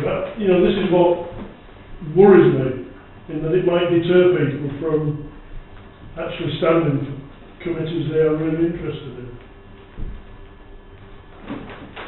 Thank you. Councillor Shackleton. I'll just go on from there. You know, I think all the working parties that we have do an extremely good job. You know, we have the decorative lighting for one. I mean, their interest is decorative lighting. Absolutely. You know, whether they want to discuss other items that, you know, when their main concern is that, you know, I don't know. Any other councillor, right? Well, if you take broke, don't mend it. That's my answer. Because they all work very, very well. And you know, they've been working well for a long time. To be quite honest, if they were all mixed up into other committees, you'd spend 2 or 3 hours at another meeting, which half of it you haven't as much interest in, as John says. I mean, the guys know what they're doing when they get to a meeting. That is their aim, just to do that. What would you put them with? Because I can't read this, by the way, it's not printed out properly, so I haven't got a clue who you put anybody with. The only change I would make is that to give the working parties a right to spend money and not have to go back to finance and just call them a committee. Stop calling them working parties, but keep them as they are, because people go on them because they've got that specific interest. Okay, Councillor Haxby. I was just wondering if you could have the committee structure nearly as it is, but then each committee has a subcommittee that discusses various specific topics, and that subcommittee feeds back into the main committee. Because many years ago we did propose that each committee came to finance every year with their budget and asked for money spending on delegated powers to spend that budget. That was many years ago we were looking into that. And I don't think it ever really worked properly. No, it isn't. But it was discussed. So instead of having a working party, you have a subcommittee. I mean, I don't know how that would work. Well, that's creating more committees, isn't it? No, because your working parties would become a subcommittee. I don't know that. But, yeah, just going on from there, Chair, I mean, working parties are made up of, should I say, civilians, they're not councillors. Oh, yeah. And they cannot vote on spending public money. Well, according to Tom, they become as equal as a member of the council. No, that doesn't You work. can't vote to spend public money, Marie, you can't. A non-member of the council. You can be part of the working party and volunteer and do the splendid work that they do. But when it comes to voting on spend, they should not have a vote. Because they're not a councillor. I've gone through, I've been to ILC about this, and this is correct. What I'm saying. Councillor Mead. When they've all had to say, I think you should leave them as they are. I've got a proposal when you've all done. Councillor Casey. Well, I mean, really, there's 4 proposals in the proposal 4 is the do nothing one, but having said that, that doesn't mean do nothing if you read it. There's quite a lot in there, and it gives a bit more kind of detail that the clerk has to do to bring the committees up to speed regarding standing order and financial regulations. So although it says do nothing, it's not really do nothing. We stay with the current setup, but there's fine tweaks that the clerk has to do to bring it into line. Am I reading that right, Tom? If I may, I mean, so if what you're describing is the do nothing option, that's fine, it's an option, but one of the things that none of you discussed tonight or even considered, and I'd really like to, is staff time. I mean, you have the same level of staff here as all these other councils doing that I've just described to you, and none of them can support 16 working parties and committees.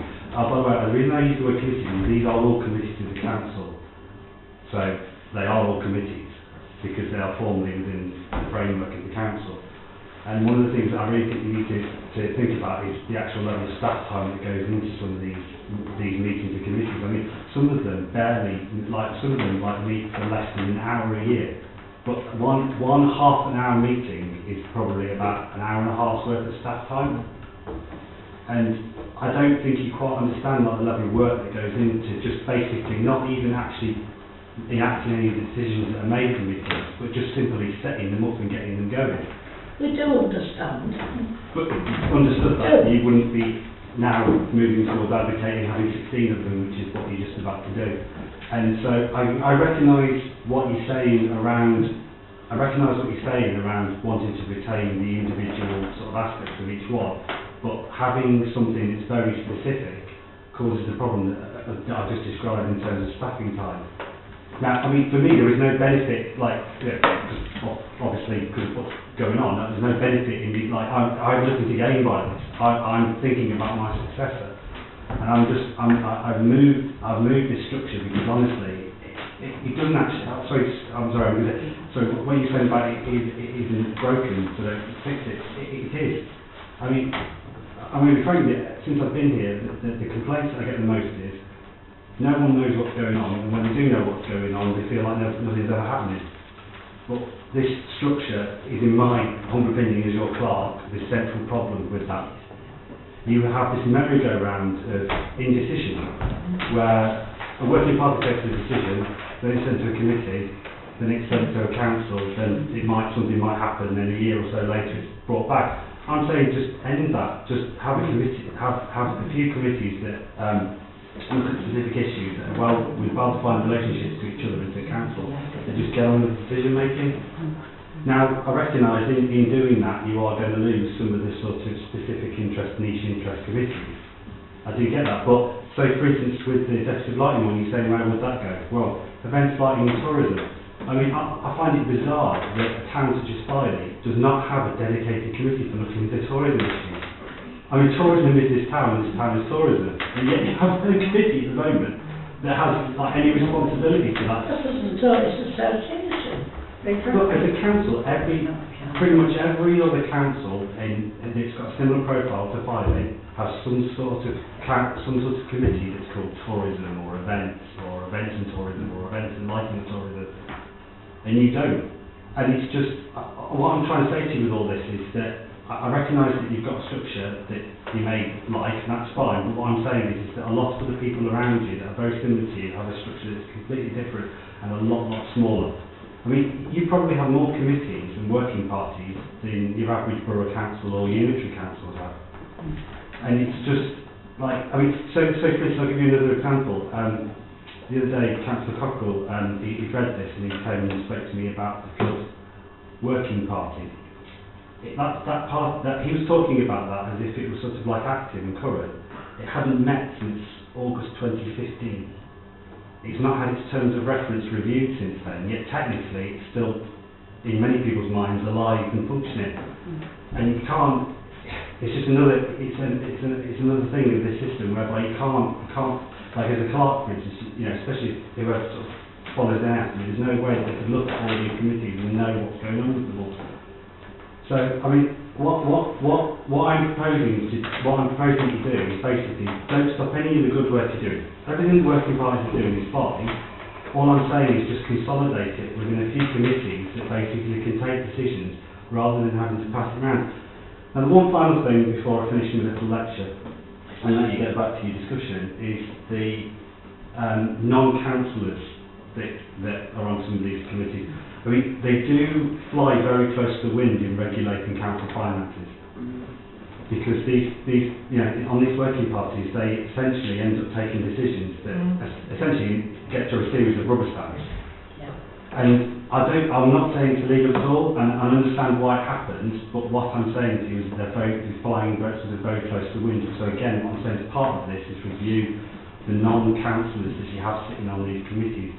And where there's a very good case to have a non-voting, non-councillor member. So, for instance, I think I used the health and safety advisor as an example.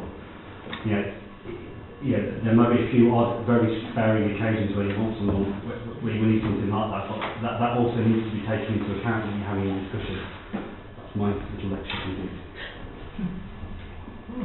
Okay, is there any council want to put their 5 pence in? I think I've said all I need to say, Chair. Councillor Haxby? Well, you mentioned the flood committee. It's not meeting for 3 years. That's because a meeting has never been called by Councillor Cockerill, who's the chairman. Everything that's been discussed since then has been in camera, or with Scarborough Borough Council only. The committee has never been involved in any of the decisions for the last 3.5 years. And at that time, I believe even the contracts weren't awarded. The final scheme hadn't been decided. the landowners still had to got permission from, which it still has in certain instances. So, you know, it's not the committee that's at fault, it's the way it's been run.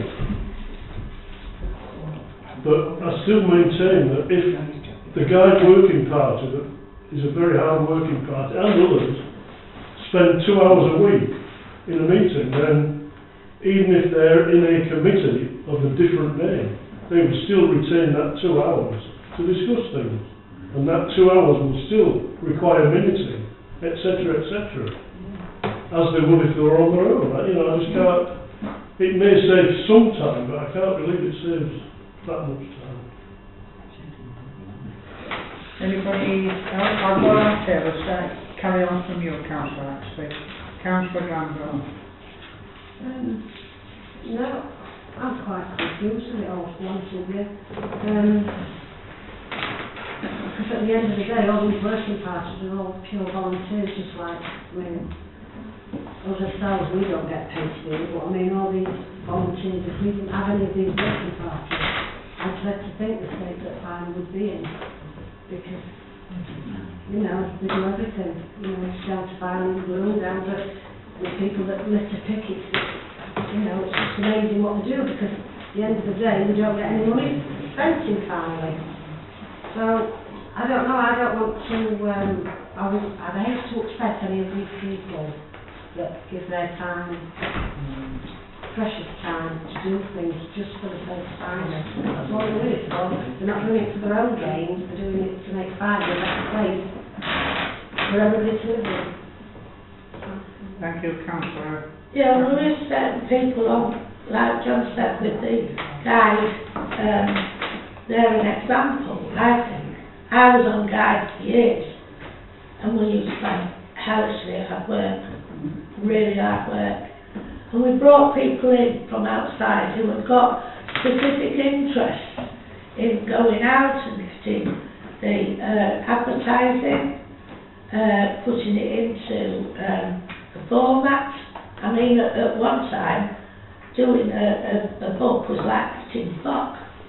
It really was. I mean, it's a lot easier now because of the computers. But we had to have people who were specifically interested. And they seem to have carried on, and they're enthusiastic. Now, I would hate in any committee like that to make them feel inferior to anybody that's working on it. You probably think that's wrong, but if they can't vote on various things, yeah, they can give their opinion. I don't know. I mean, I've had quite long conversations with Tom over this while I've been laid up and ill. He's come to see me. We've had great long discussions. And I just think I don't disagree that there's tweaks to be made, but I still think we're a very active council. I mean, I proposed years and years ago that we have 2 council meetings a month, and we roll everything into 2 meetings. And we have, you know, whatever comes up, you do it in that meeting, and whatever comes up, you do it in that meeting. And you have no other committee meetings whatsoever, and you just have the two meetings. That's what they do at Gould. Gould don't have any committees. They have 2 council meetings a month, and that's it.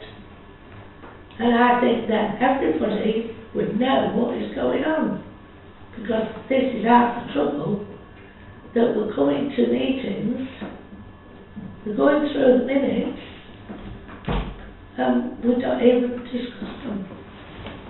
You just gloss over it and vote for it, and I don't know what goes on in finance. So I'm voting for something that I don't really know about. I read it, but it doesn't always make sense. I suppose I could ask. You don't hear. I just think it's all gone very silly. Anyway, that's my opinion. Thank you, Councillor Wright. Councillor Hawley? Well, I feel that things work reasonably well. Maybe they're just proving here and there.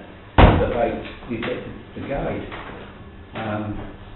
We've got outsiders on there that are non-councillors because they've got personal knowledge that we can use on the guide. Well, they wouldn't necessarily come to a council meeting. And you couldn't sit at a council meeting like this going through two hours of photographs, trying to pick out the photographs to go into a guide. And the articles going through all these, it has to be separated.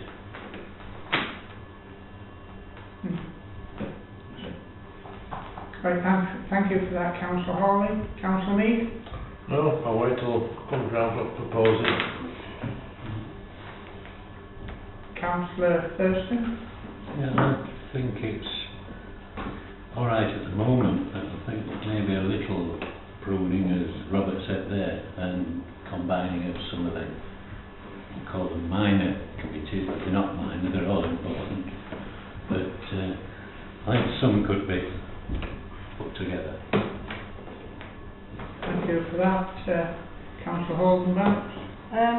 Well, I totally agree with all that Tom said. I do think we need to consolidate some of them together. I take on board what everybody's saying about how independently hard people work, but that won't stop them working any harder if they're consolidated within another committee, and we wouldn't have to not ask anybody to come. I'm just, what committee is the litter picking people on? No. They're not on it. They're not on it. No, they're independent. No, it's not. Well, they're not going to do it. They don't. So I take on board what you say about not wanting to offend anybody, but like Filey and Bloom don't fit on anything, do they? Within No, the we're council? not on it. So we wouldn't be offending No. the litter pickers or the Filey and Blooms or the library people or all these other people that you quite correctly said that you would hate to offend, because they aren't actually on a lot of these that we're discussing right now. And the people that are on it, that give a lot of time, like the MAP people that somebody had mentioned that did an awfully good job, we're not asking them to be not on it if we consolidate it with another thing. We're just saying we're going to move some together so that we can be a more productive council with more time for what we need to be doing, rather than sitting going around in meetings, bringing it back to full council to discuss it, to vote on it, to put it back on the next agenda because it never got on it. So that's just my opinion, which I feel quite strongly that we should move forward with a better organised. I'm not going to say tweak, because I think it really needs to be a bit like number one. That's mine, thank you. Right, thank you, Councillor Holden-Banks. Councillor Casey? Well, I sat in on strategic planning when this was discussed, although I'm not a member of strategic planning.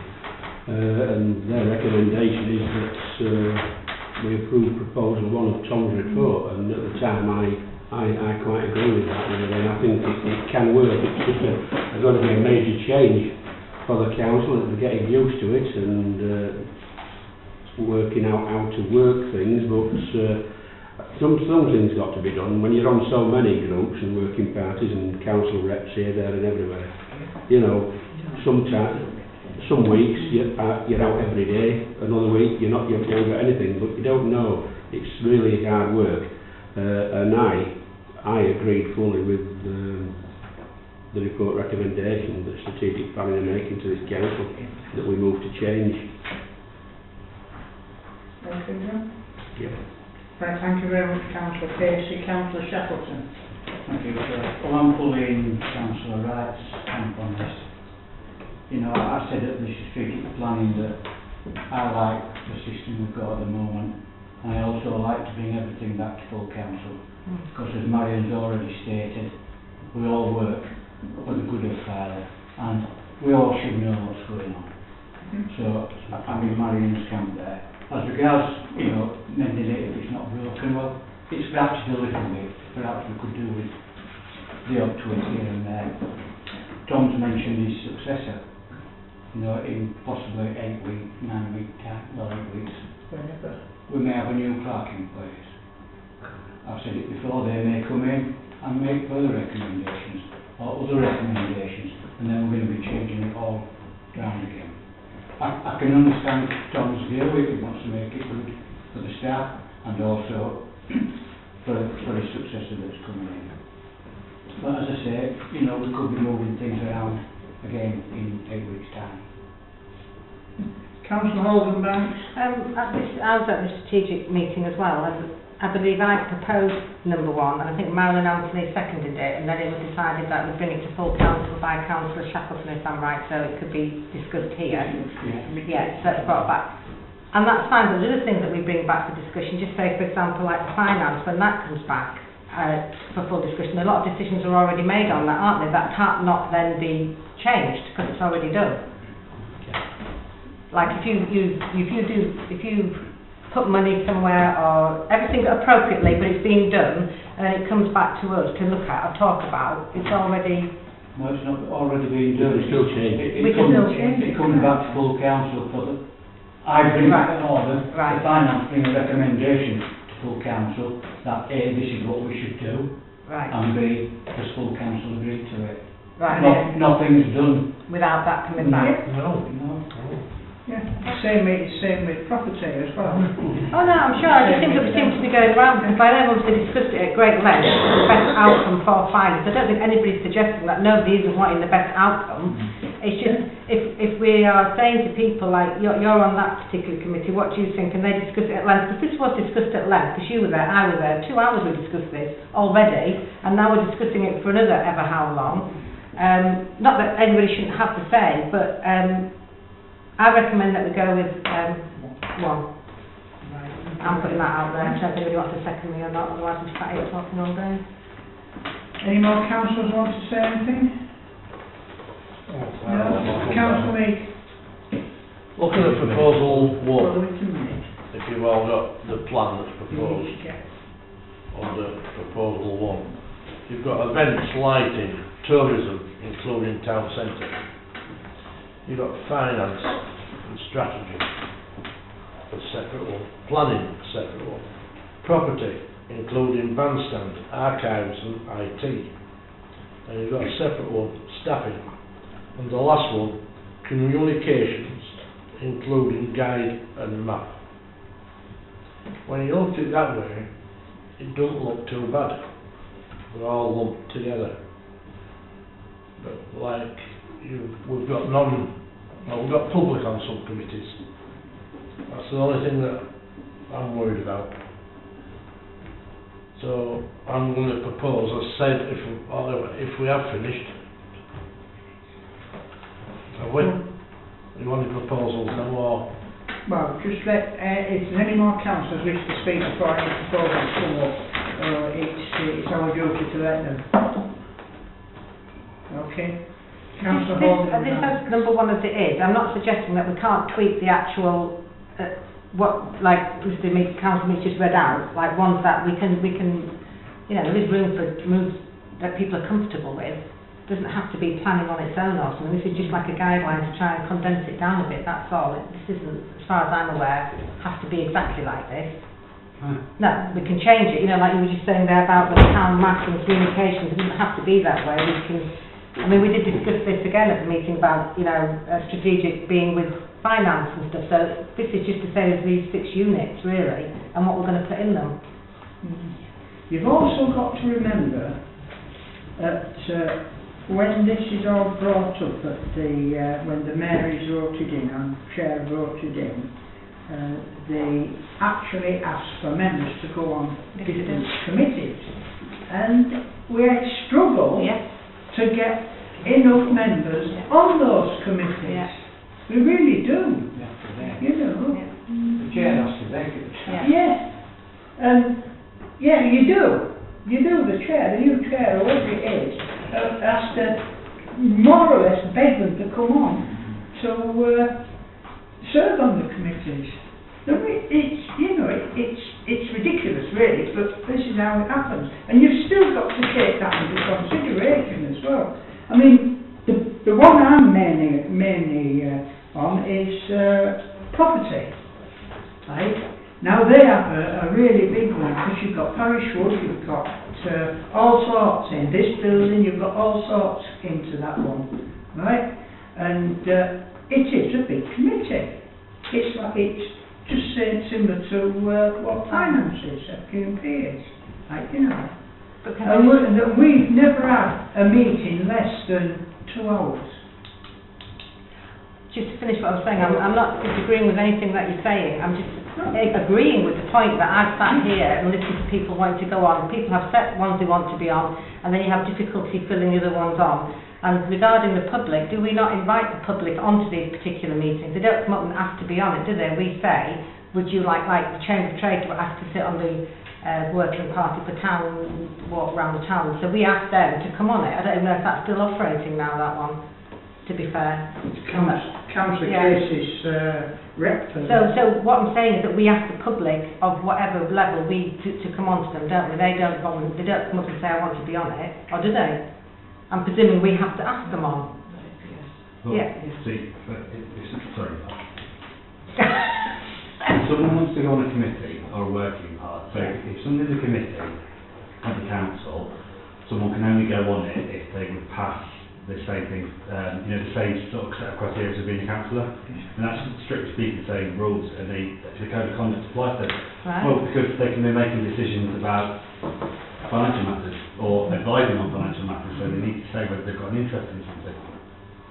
So Right, that okay. brings me, now working parties are more flexible, they're meant to be more informal, but the problem, as I've sort of tried to describe here, is that your working parties, this has nothing to do with the work that they do, but they have started to act very much like committees. I quite agree. And what I'm saying to you is that why not just make them committees and just take off the non-official members? Thank you, London. Right, Councillor Mead.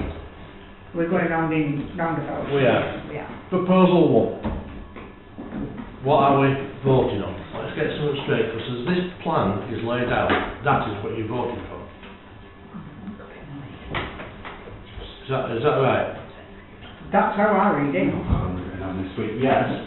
Plus, sorry, I've got. Sorry, then there's a few that I've sort of said that are outside the scope of it all, which are like the CAP meeting, for instance. So I haven't really included them, and the emergency plan working party is suggesting making that a community meeting. But broadly speaking, They're outside working parties. yes, yeah. But so I'm saying they wouldn't be affected, but they still have to be administered by the council. So what I'm saying is those 6 committees, so essentially you'll go from 16 that the council currently administers in theory or in reality down to 9, including the 3 outside ones. No, to me they're outside working parties. They're not part of the council. Like your CAP meeting. Yeah, no, that's outside council. We agree. It's administered by the council. Yeah. I'm not arguing with you. So, what I'm saying is, what's here on this plan, is that what we're voting for? Unless someone wants to do anything different, then yeah, I mean, those are the proposals I've moved, but as I said earlier in the report, there are many shades of grey with this, and as Jackie was saying, you don't have to. I've just, because this is quite, there's so many shades of grey, it's up to you guys, that's why I've sort of put it in front of you and why I went to strategy first. So you can tweak it if you want, you can change it, but what I did was spent a long time looking at what similar councils have and thinking about what this council needs to do, and this is the sort of best position that I could come up with. It's up to you guys to do what you want.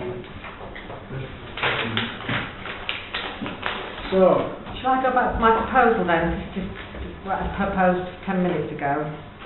I propose that we go with proposal 1, and then as the clerk just said, we can change what, if everybody's not happy with how it is, move different people or different committees about within that. okay, have we got a seconder for that? Oui. Councillor Casey. Have we got an amendment?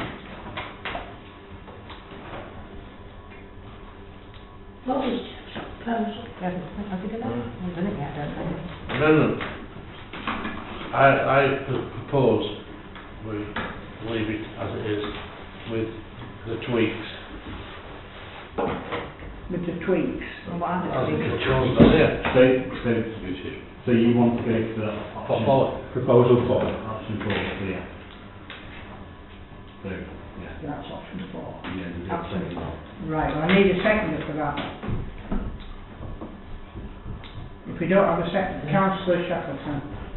We have to take the amendment first. All those in favour of the amendment?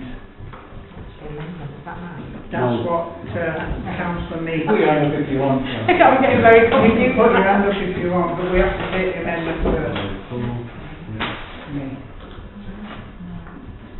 So we got 1, 2, 3, 4, 6,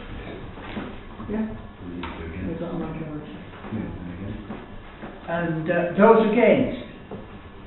1, 2, 3, 4. 4, 5. So the proposal is carried then. To leave it as it is. Yeah. Your amendment is carried, yeah. That actually turns into the proposal because it came first. Okay? I know it's complicated, but that's how it works. Okay? Thank you, Chair. All right. Right, we'll move on to number 15 now. Time and place for the next meeting. The next meeting will be Wednesday the 9th of May 2018, commencing at 7 p.m. in this council chamber. Could you please also note the annual parish meeting will take place on Wednesday the 25th of April 2018. All chairs of that meeting hopefully will be here in case there's any questions asked on the different committees. Councillor Mead. I've got my own, it's in the diary already, and I'll be on all the at the parish meeting. Okay, Councillor Mead. So that's on the 25th of April. Councillor Shackleton. Sadly, my mother-in-law's, well, Susan's funeral that day. I will try and get back. So if I'm not here, you'll be my voice. Certainly on that one, yes. And the annual meeting of the Town Council will take place on Wednesday the 23rd of May 2018. Thank you for attending and I close the meeting at 9:05. Councillor. Before you close it, can I apologise to Christine if I'd seen her rather brusque in my response? I put that. What goes on in here, John, does not carry on If I outside. could just explain quickly, there was a picture put on Facebook of the old conference hall rotting and falling to bits. There was a lot of people said, what a shame this is. And I said, yes, why don't you contact Councillor Cockrell? Because he's the cabinet member and I mistakenly thought Steel for a state. He obviously isn't, but it's a major project. Christine pointed out we had 2 other councillors, and I said because of the cabinet system that wasn't worth pursuing. The cabinet has got more power than anything. Yeah, but they could have asked John. You know, We said if I want to know anything, I usually ring up the appropriate officer and say, I'm sorry to bother you, but... And I find that works out It fine. is a shame that that conference centre is It wrong. is, but I think it's too far gone now from what I'm told at Limerick Round, isn't it? Right, thank you very much, gentlemen. And ladies, I have actually closed the meeting.